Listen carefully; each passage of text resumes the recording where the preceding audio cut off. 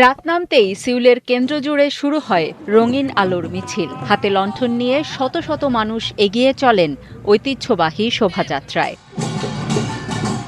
হেউংজিন জিমুন gate থেকে শুরু হয়ে শোভাযাত্রাটি গিয়ে শেষ হয় জগিয়েসা মন্দিরে।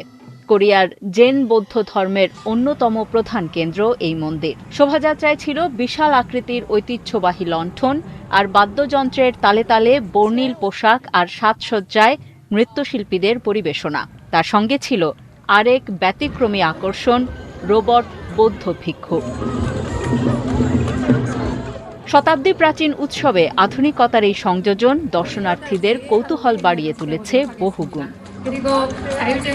লোটাস ল্যান্টার্ন ফেস্টিভ্যালের ইতিহাস ১২০০ বছরেরও বেশি পুরনো। শিলা রাজবংশের সময় থেকে চলে আসা এই আয়োজনকে দেখা হয় শান্তি, প্রজ্ঞা আর সহমর্মিতার প্রতীক হিসেবে। স্থানীয়রাই শুধু নন, বিশ্বের বিভিন্ন দেশ থেকে আসা পর্যটকদের কাছেও দারুণ আকর্ষণের এই উৎসব। আমি ফ্রান্স থেকে এসেছি। দক্ষিণ কোরিয়ায় প্রথম এলাম। এত আলো আর রাস্তায় এত মানুষ দেখে খুব ভালো লাগছে। সত্যিই সুন্দর। দারুণ লাগছে। কত রং, কত সুর, ভালোবাসার আদান প্রদান হচ্ছে এখানে। সত্যিই অসাধারণ অভিজ্ঞতা।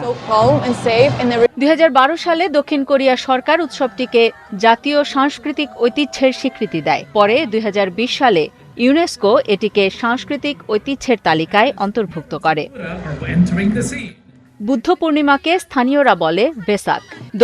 দক্ষিণ পূর্ব ও পূর্ব এশিয়ার বহু দেশে বৌদ্ধ সম্প্রদায়ের অন্যতম বড় ধর্মীয় উৎসব এটি। তবে সিউলের এই লণ্ঠন উৎসব কেবল ধর্মীয় আনুষ্ঠানিকতাতেই সীমাবদ্ধ নয়, এটি হয়ে উঠেছে সংস্কৃতি, সম্প্রীতি আর মানবিক সংযোগের আন্তর্জাতিক উদযাপন।